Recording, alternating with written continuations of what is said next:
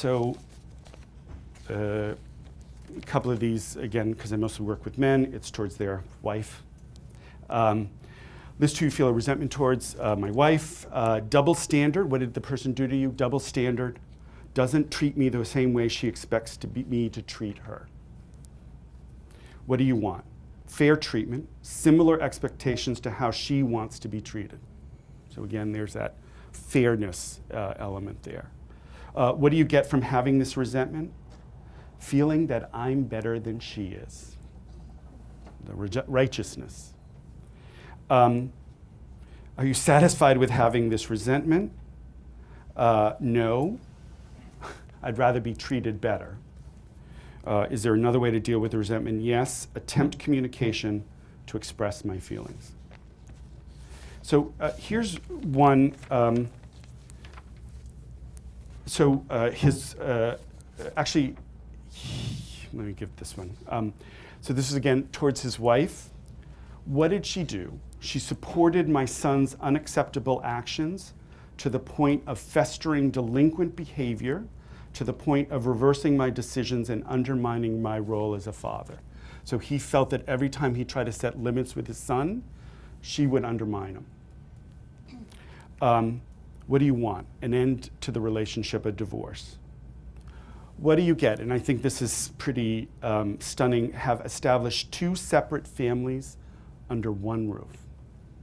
Get a feeling that the ballooning maintenance contract of our marriage will be popped. Are you satisfied with having this resentment? No. Yes. We're postponing a divorce until our children moved out of the house. The emotional separation in our house has relieved fighting and the sense of pushing our marriage uphill with a rope. So very sort of, it's like I have a resentment towards her, but I'm okay with it because really the marriage is over, and having the resentment keeps distance until the children are over, and then I'm out of here. And then last one here, this is a person who had a resentment towards a former work associate. What did this person do to you? Did not acknowledge to our boss that a project was in peril. Informed our boss, and when I informed our boss, and when the boss questioned him, his spine became jello. What do you want from this other person? To acknowledge to our boss that we agreed we were in rough shape and needed more time. What did you get? What do you get from having this resentment? Ignored his phone calls after the incident. Good, passive aggressive. Believe he's a spineless yes man. Disgusted with double cross. Glad when he got fired by a new boss. Are you satisfied with having this resentment? Yes. Wish came true. So a little bit of Schadenfreude there, so taking pleasure in that person. Is there another way to deal with resentment? Yes. Tell him that I felt he left me hanging out there in the wind and I thought we were friends. So again, there's the loss. We were friends, but you sort of undermined me, so we're no longer friends.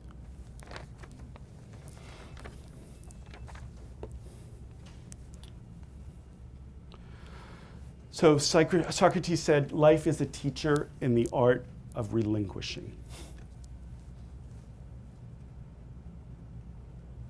So this is a process of forgiveness.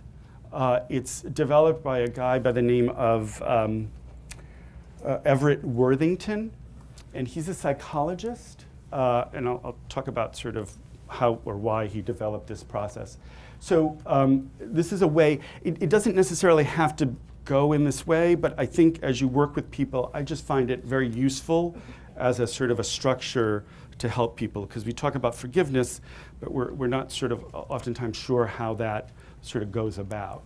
So, so you recall the hurt. So this is an element, so the question about forgiving, forgetting, you first can't forget. You really have to acknowledge the hurt. But you have to be very specific about the hurts and the feelings that it engendered. Go beyond identifying the person who hurt you and articulate the specific behaviors that hurt or upset you. Empathize. Tough. Walk in the shoes of the other person.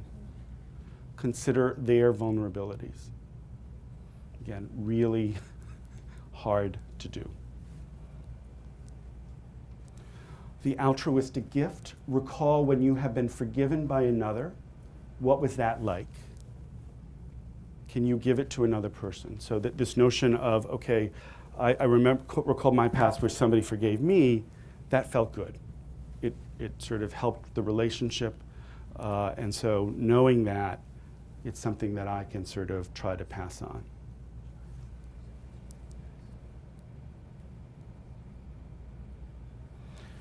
Commit to your choices. Make the choice to forgive, and then consider a formal action that includes letting go. So do this in many different ways.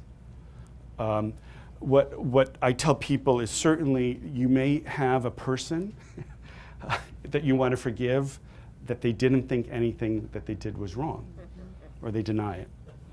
It's not impossible to forgive that situation. Certainly makes it a lot harder. So obviously it may not be that you're going to approach this person. It may be you talk to a family member, maybe somebody that knew them. Sort of do it in therapy. I worked with a guy whose father was pretty physically abusive, and he sort of made the decision to forgive, and so his father had died, and so he went to his father's grave and read a letter to his father. So again, it's a kind of a formal way, or there's a sort of you're thinking about some structured way of forgiving.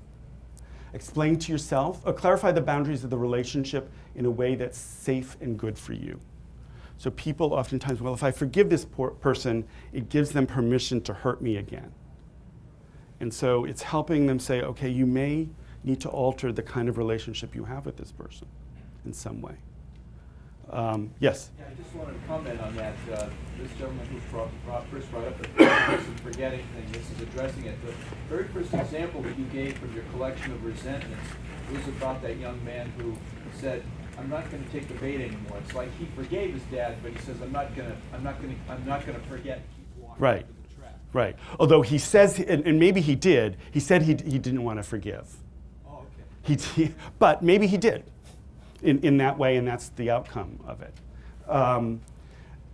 Make a commitment not to pass along the pain you have endured. Offer mercy and goodwill. You may wish to reconcile with the other person, but it's not necessary. So to make a distinction between reconciliation and forgiveness. You can forgive a person, but you don't necessarily have to reconcile with them. Yes? I think sometimes people feel like when you forgive, then it's all wrong. I think there's a lot of cognitive changes that have to take place on the part of the person who has forgiven, and you typically can reinforce those changes, the more positive thinking. I've forgiven this person, and look at it differently. Right. Constantly, like until it really kind of establishes itself. Yeah, I think so. The comment about sort of that forgiveness is not a one-time sort of thing. That it may be sort of, that you have to do it several, particularly I think severe transgressions. It just doesn't happen once. You may need to revisit it several times. So I think that's a good point. Yes? One of the things I've encountered is the idea that forgiveness does not mean you have to approve of the behavior. Forgiveness, what? Does not mean you have to approve of what happened. Right. So forgiveness is not approving. And again, people, so I'll have a discussion about what do you think forgiveness is? And that comes up. It's letting them off the hook for their behavior. No, it's not letting them off the hook for their behavior. You can still hold them accountable. Yes, a question? Yeah. Just wondering if you had defined forgiveness, and it sounds like you're going to. Define forgiveness? So I think there are a lot of definitions out there. I'm sort of, basically what I would say forgiveness is sort of you're altering your attitude towards the other person, which may also impact on the relationship. It may not, again, depending on if you decide to forgive. Decide to reconcile with the person. I think you're looking at the other person in some different way. And sort of the outcome here, so this is a quote from Fred Luskin. He wrote a book called Forgive for Good, and he's part of the Stanford Forgiveness Project. And you can go online, and it's got material there, and sort of, again, another process. Forgiveness is the feeling of peace that emerges as you take your hurt less personally, take responsibility for how you feel, and become a hero instead of a victim in the story you tell. Forgiveness is the experience of peacefulness in the present moment. Forgiveness does not change the past, but it changes the present. Forgiveness means that even though you were wounded, you choose to suffer and hurt less. Forgiveness means you become part of the solution. Forgiveness understands that hurt is a normal part of life. Forgiveness for you and no one else. You can forgive and rejoin a relationship, or forgive and never speak to that person again.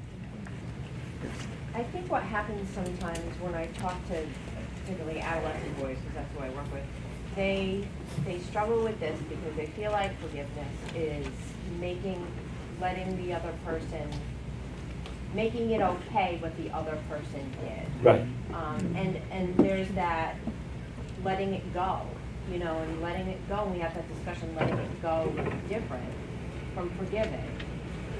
And there's a lot of elements to that, because part of forgiveness is not being angry anymore about something, but not making it okay what they did. Right. And so making that distinction between what the person did, that's okay, but being able to let go of your anger. And I think sometimes, though, it's helpful, and I think you could do this with the adolescents, is that cost-benefit analysis. Whenever people are stuck in a certain behavior, it means that there's some benefit to that behavior. So what do you get from? And that's where the secondary gains. People say, "Oh, I don't get anything." Yes, you do. And so let's think about what you get from having that resentment. What's the benefit? If the cost of having the resentment. If the benefit feels like more than the cost, that's the challenge. So Everett Worthington, who developed this REACH model, was a psychologist, and his mother was murdered in a home invasion. And so in the course of the book, he talks about what that's like to be consumed by what had happened to his mother. And so he sort of decided, he made the choice that he needed to forgive these individuals. And the book is worth, the price of the book, and I think you probably can find it on Amazon for a couple of dollars, the book is worth the price of how he describes being empathic towards those individuals. And the way he framed it was that those persons were so out of control when they did that. And that was his way of being empathic, was sort of trying to appreciate how out of control they were. And I'm probably not doing justice to how he described it. But I will talk about this with clients. I bring up these dramatic examples. The attorney that I was talking about, I gave him Nelson Mandela's biography, and how, after he got out of prison, became president, he invited the people that imprisoned him to dinner at the president's house, and sort of that process. Of course, he said, "I'm not Nelson Mandela." So, and again, those are pretty dramatic. There was also, there's a movie called Forgiving Joseph Mengele. And so Joseph Mengele was a Nazi doctor in Auschwitz who experimented on people. And so this woman who was a survivor of the Holocaust, she lived in Ohio. She and her twin sister were the only ones that survived from her family. And of course, or not of course, but Nazis were very interested in twins. And so they got experimented on. She came to the United States, her sister went to Israel. And so this movie is about her decision to forgive Joseph Mengele. And so people, other survivors were like, okay, how can you do this? And she was very clear about why she's doing it for herself. She's not expecting anybody else to do it. She ended up finding a doctor, and this is pre-internet, so that's pretty ambitious. She found a doctor who worked with Joseph Mengele, and they toured Auschwitz together. And so again, very, very powerful. But I sort of bring this up. Again, some people respond, "Oh, I could never do that." But I also bring it up in the context that people can be pretty radical in their decision to forgive and why they decided to forgive. But again, as I mentioned, just one point: forgiveness cannot; it has to be freely chosen. You cannot force somebody to forgive. You can't expect somebody to forgive. I think initially forgiveness has gotten more sort of play, which I think is a good thing. But when somebody who's suffered sort of trauma or abuse, you have to be really careful. And they may be able to move past their resentment in another way, not necessarily through forgiveness. What I would also say is, again, this is just my personal experience in working with people. If somebody, and this is where I think it's really great around 12-step, if a person has a spiritual sort of a piece of them, I think it's easier to forgive. Again, still obstacles versus somebody, and I work with a number of people who just don't have any sort of spiritual sort of backing, and that's the other piece people get into, that whole to forgive is divine. What is it? To err is human. To forgive is divine. Now we've just equated forgiveness as being some celestial sort of thing, and so people sort of feel like they can't do that, and so we get into discussion about forgiveness can be a really practical decision that you just don't want to have it in your head anymore. A question there? Just looking at this in terms of process, I know that it was instructive to me to look at your secondary benefits of resentment list, and when I look at the process and one of the items in your process saying that to explain to yourself, I was thinking of the secondary benefits of forgiveness, and part of that process being the number of ways that you can look at this secondary benefits of forgiveness begins to have a expansion of language when we're talking about, what makes it stick, and, certainly having a number of ways to describe those feelings, the vocabulary, the understanding, it just seemed the flip side. Okay, we had the secondary of resentment. So what are the secondary or the benefits of forgiveness?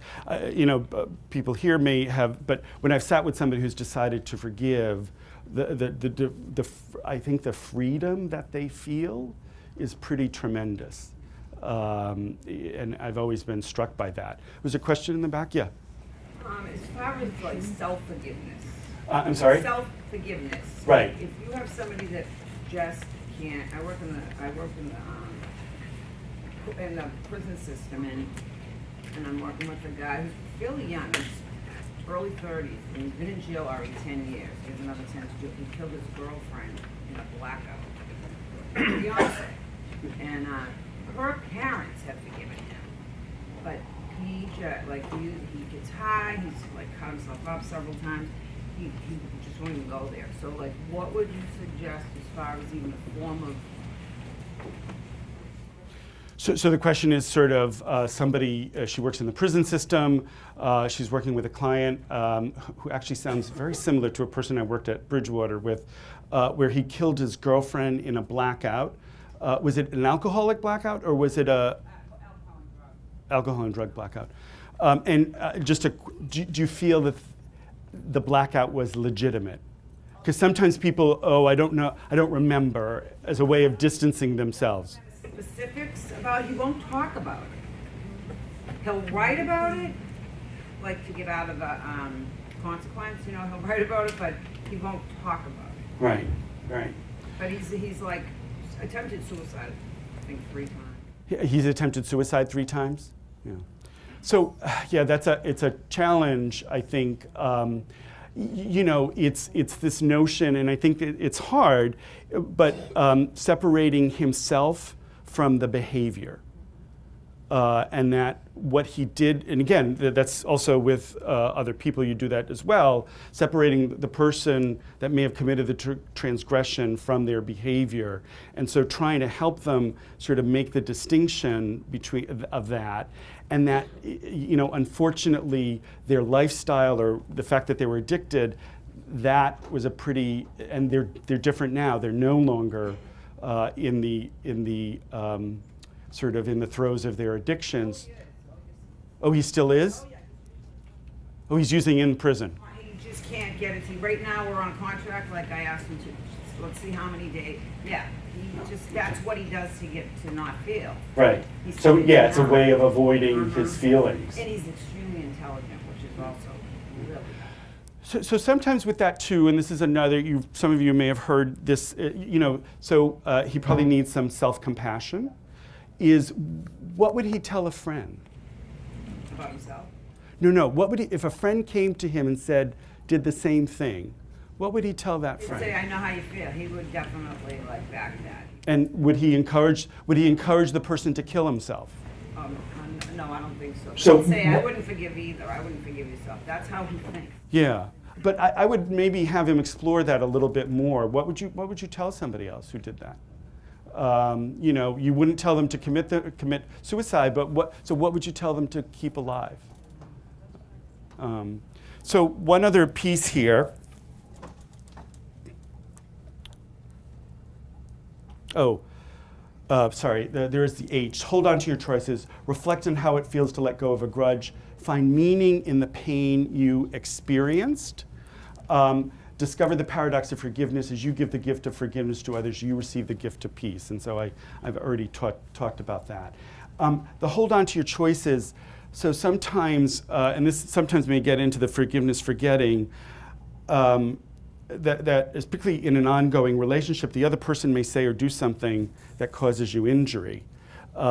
You want to be, you can't sort of, well, you can undo the forgiveness, but then maybe you didn't really forgive in the first place. That's a new transgression that maybe needs a new focus on forgiving that person.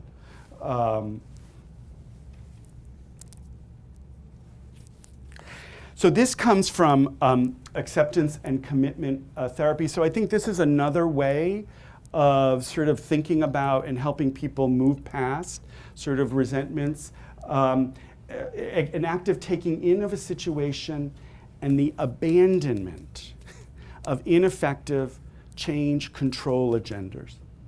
So somebody comes in, I don't do any, I don't do couples anymore, but couples would come in, and people that do, and each person wants to figure out how to change the other person, ultimately. And so sort of helping people, you know, some of the, again, from the resentments that I read, they want another person to be different. He doesn't want him to be alcoholic. Again, not unreasonable request, but that's unlikely, not going to happen. And so it's helping them understand the ineffectiveness. Acknowledge the anger, identify the hurt, fear, sense of loss. So again, you know, and this comes from sort of Buddhist perspective. If you resist, it persists. So if they're not looking at so people will say, you know, I don't want to feel sadness, and I'll say, well, it's not going to go away. It's going to come back or sort of knock at the door until you sort of acknowledge it. And so helping with that, accept the situation as it is. And again, for those of you working with people in recovery, the first step, that's actually a process there. Move away from being a victim. Again, you have to be, sometimes you have to take a risk here, because as a therapist, counselor saying that, the person may feel like you're dismissing their pain. And so you really want to be careful about that. But it's getting them, I think oftentimes getting them away from that mindset of being a victim, because that's a powerless position to be in. Consider responding with forgiveness and compassion. So it's an option. I talk about compassion, but I also think self-compassion as well really needs to happen. You need to sort of, Stephen Stosny has written a book about couples where there's been a betrayal, a marital infidelity or a relationship infidelity. And so he focuses on you needing to comfort yourself. Oftentimes people, you need to make me feel better because of what you did. And that's not going to happen a lot of times. So it's focusing on how can I help bring compassion to myself when I'm in this dark space.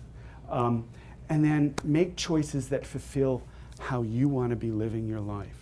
So that gets into, and the person talking about the adolescence, okay, is this, carrying this resentment and that impacting on your life, is that how you want to lead your life, with carrying around those resentments?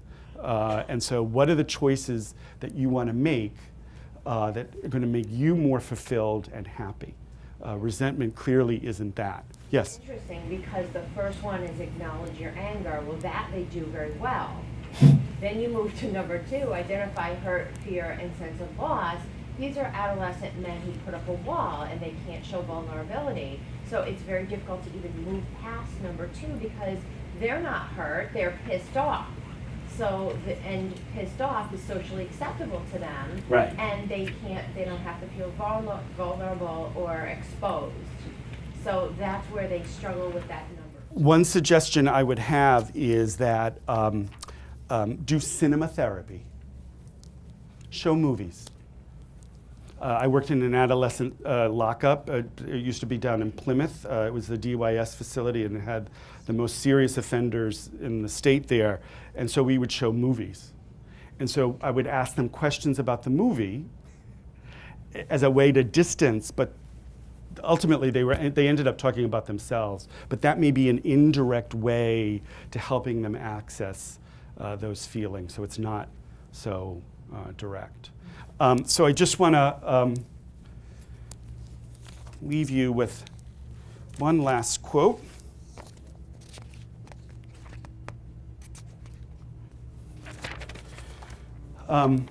Holding on is believing that there is a past. Letting go is knowing that there is a future. Thank you all. Have a good rest of the conference.